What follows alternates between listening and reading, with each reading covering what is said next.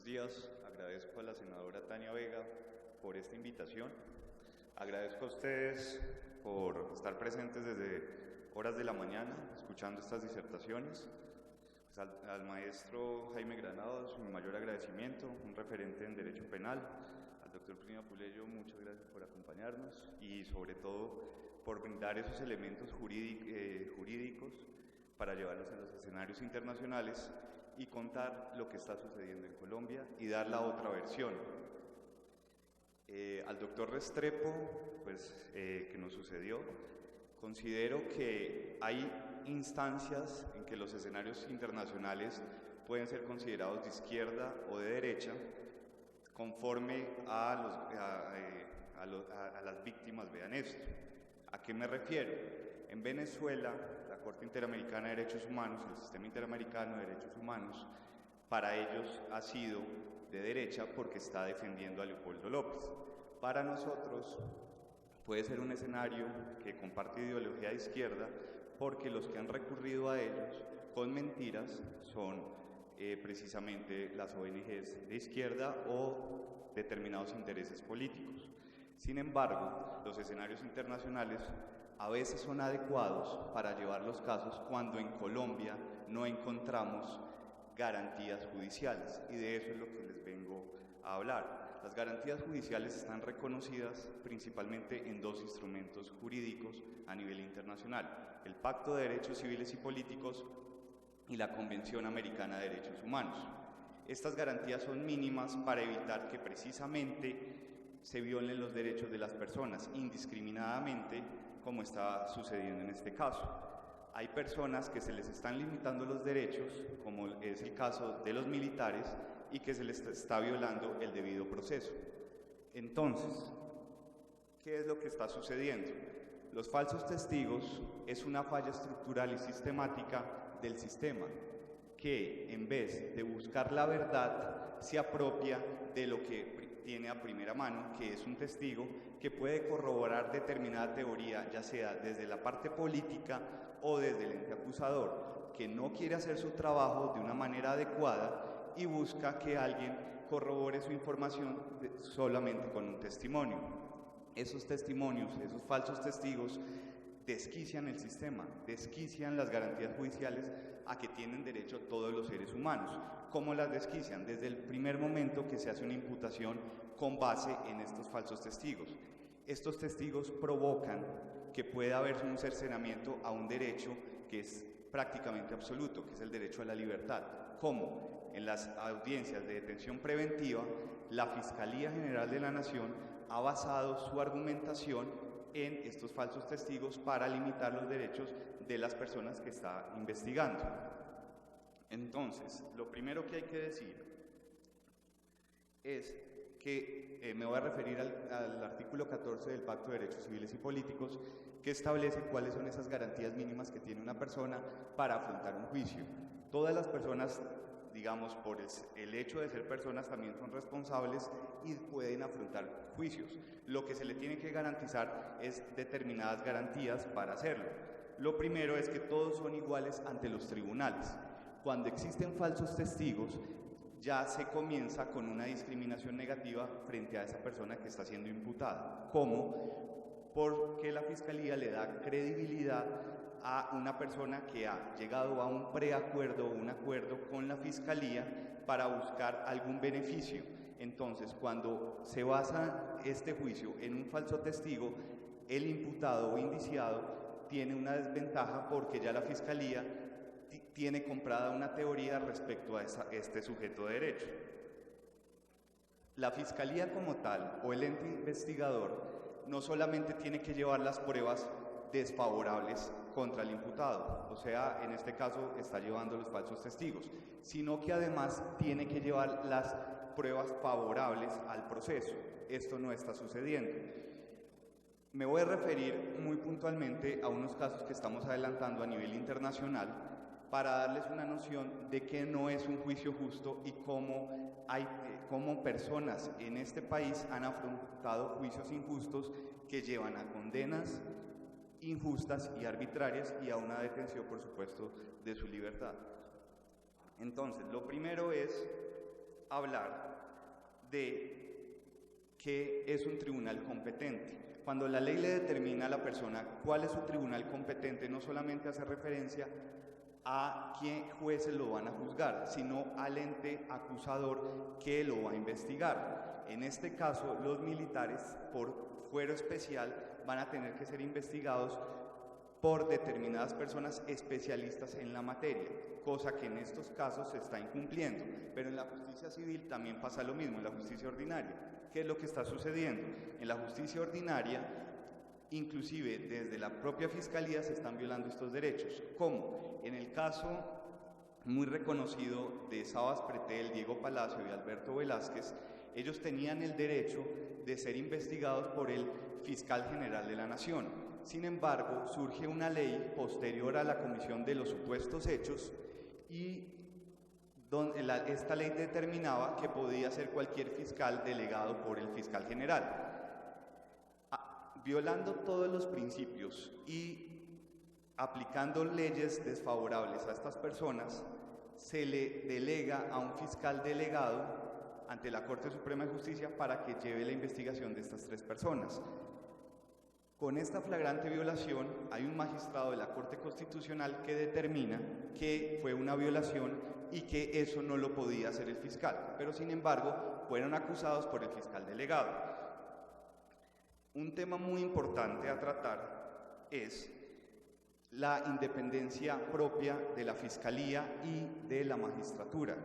¿Qué nos hemos encontrado en los casos que hemos llevado a cabo? Que existe una dualidad entre lo que es la Fiscalía y lo que es el aparato que juzga. ¿Cómo? Se evidencia en estos dos documentos. Es el caso concreto de Jorge Noguera. A Jorge Noguera lo investigó una fiscal delegada para la Corte Suprema de Justicia, y luego de que ésta lo acusa, transmuta a la propia fiscal a ser magistrada auxiliar del magistrado ponente que lo termina condenando. ¿Qué significa eso? Nunca existió ni independencia, ni imparcialidad, ni neutralidad, y la persona que cree que él es culpable termina proyectando el fallo que lo condena, violándole absolutamente todas las garantías judiciales. Esto no solamente ha pasado en estos casos. Generalmente se está empleando este método. La Fiscalía desarrolla toda una teoría del caso y cuando lo lleva a la justicia, esa justicia coopta al fiscal o a fiscales auxiliares para que les ayude a proyectar el fallo condenatorio. Un tema en el derecho a recurrir el fallo a un tribunal superior. Hay algo muy importante y es el derecho a la dignidad de todas las personas que están siendo investigadas y juzgadas en un tribunal, y es no afrontar actos que violen su dignidad como persona.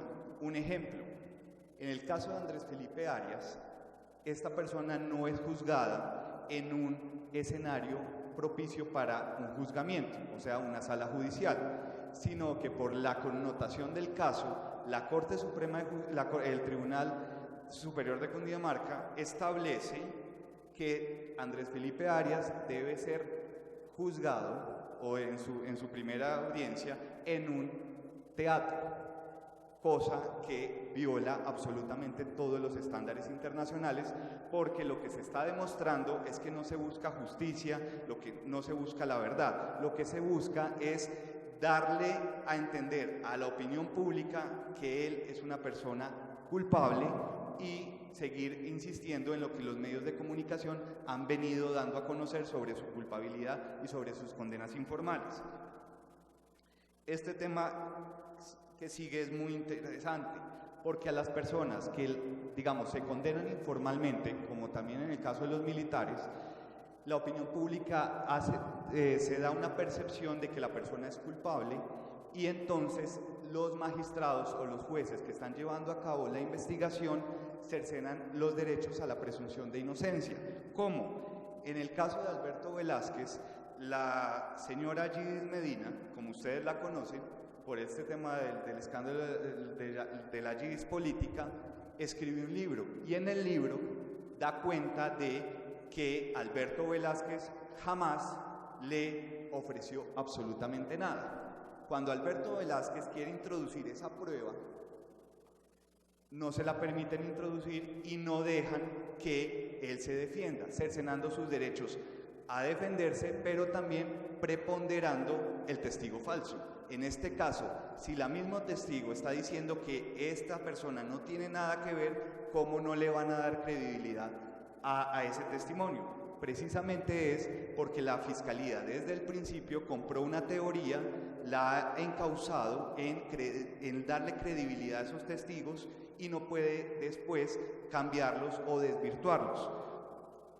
Un tema muy importante para nosotros como sociedad civil es las condenas informales. Las condenas informales están prohibidas en todos los estándares internacionales. ¿Qué es una condena informal? Cuando un funcionario público da una declaración ante la opinión pública, ante los medios de comunicación, de que esa persona es culpable de determinados delitos, como sucedió en el caso de Luis Alfonso Hoyos. En este caso, el propio director del CTI, en una rueda de prensa, presenta a esta persona como culpable de determinados delitos sin presumirlos, simplemente dice que él es el autor intelectual. Ante esto, se presentan los mecanismos constitucionales como la acción de tutela y él tiene que, digamos, rectificar. Pero ¿qué es lo que sucede con esto? Esto hace daño a la honra, a la dignidad de la persona y a su reputación, y permite que los medios de comunicación tengan un sesgo contra esa persona y no respeten sus derechos. ¿Qué garantías mínimas también existen? Que la persona se le informe de forma adecuada de lo que les está acusando. Hay un caso muy emblemático en Colombia que sucedió con Juan Pablo Iragorri, que está en Qatar, condenado a cadena perpetua. A esta persona le hicieron firmar una confesión en árabe, y a esta persona, según Naciones Unidas, fue incriminado injustamente y se le violaron sus derechos a ser informado en su idioma de lo que lo estaban acusando. Pero esto no solamente pasa en ese escenario, también pasa aquí en Colombia con Sabas Pretel de la Vega. Hay un derecho claro y es a escoger la defensa. A Sabas Pretel de la Vega, la propia Corte Suprema de Justicia en audiencia le sugiere que cambie de abogado y no continúe con la abogada que lo está defendiendo. Eso es una intromisión en el fuero de la persona para poderse defender, que ha sucedido en innumerables casos. Garantías mínimas. Esto es muy importante, hacer juzgados sin dilaciones indebidas. En Colombia estamos presenciando que las personas están siendo juzgadas en términos absurdamente arbitrarios. ¿Cómo? El señor Santiago Uribe lleva 22 años investigado y hasta ahora deciden detenerlo arbitrariamente, cuando la Fiscalía tenía hace 2 años esa posibilidad, dejó pasar 2 años y 2 años después decide dar la detención preventiva. Pero no solamente está pasando con él, está pasando con Luis Alfredo Ramos. Lleva 2095 días detenido sin afrontar este juicio y se le han cercenado sus derechos. ¿Qué es lo que sucede cuando afrontan un proceso penal tan largo? Que la sociedad colombiana y los medios de comunicación tienen la percepción de que esta persona es culpable. Por lo tanto, es más factible que sea condenado a que sea absuelto. Pasa en el caso también de Nancy Patricia Gutiérrez. Llevó a cabo una investigación durante 6 años. Claro está, es absuelta. ¿Cómo es absuelta? Porque decide ella misma hacer un careo con todos los testigos falsos y decide ir audiencia por audiencia a hablar con esos testigos y a demostrarles que ellos no estaban faltando a la verdad. En el caso de las garantías mínimas, ¿cómo le referiría? Hay un tema muy importante y es que el abogado tenga derecho a preparar la defensa de forma adecuada. Esa defensa de forma adecuada es que él tenga un tiempo razonable para revisar la documentación que buscan la culpabilidad de su cliente. En este caso sucedió con Bernardo Moreno y María del Pilar Hurtado. les entregaron más de 80.000 folios para ser revisados en menos de un mes. Ellos piden un plazo razonable de 6 meses para estudiarlo, se los conceden, pero sin embargo no tienen la capacidad sus abogados para adecuar esa investigación y revisar por qué los están juzgando. Un tema muy importante para nosotros es el tema de la doble instancia y el recurso efectivo. En Colombia se están cercenando determinados derechos a determinadas personas. ¿Qué derecho? El derecho a la doble instancia. Derecho a la doble instancia es una garantía de que los fallos condenatorios sean revisados por un superior. En el caso de los aforados, el Congreso de la República de Colombia y la Corte Constitucional y la Corte Suprema de Justicia han denegado dicho derecho. Se observa que también hay una discriminación porque recientemente la Corte Constitucional estableció que la doble instancia solamente aplicaría a partir de abril de este año, pero no se aplicaría con retroactividad, violando el principio de favorabilidad y exclusivamente discriminando a los funcionarios o que tuvieron que ver con el gobierno de Uribe o que tuvieron que ver con la parapolítica, que en muchos casos todos han sido condenados por falsos testigos. El derecho a la indemnización. El derecho a la indemnización es un derecho que tiene todo ciudadano después de haber perdido su libertad a ser resarcido. En el caso más emblemático en este momento es el caso del coronel Plazas Vega. ¿Por qué? Porque transcurrieron 8 años y medio privado de su libertad y el Estado tiene el deber de resarcirlo y de reparar su buen nombre y su dignidad. No solamente es que él recobre su libertad, sino que ante la opinión pública él sea reconocido como víctima de los falsos testigos, de autores determinadores que hicieron que le llevaran un proceso injusto, pero además tienen que restablecer su nombre ante todos los ciudadanos de Colombia que en muchos casos piensan que él es culpable, como trataron de hacer determinadas ONGs una vez él es liberado. Por eso la importancia de estos foros y de restablecer los nombres de las personas que han sido víctimas de estas personas. Para terminar, los falsos testigos están desquiciando el sistema. Los falsos testigos demuestran una incompetencia del ente investigador. ¿Qué es lo que debemos hacer? No solamente es un escenario nacional, también debe ser un escenario internacional, donde se demande y se cuente ante el sistema interamericano o ante Naciones Unidas lo que está sucediendo en Colombia y cómo se está afectando las garantías judiciales a todos los seres humanos que habitan este país. Muchas gracias.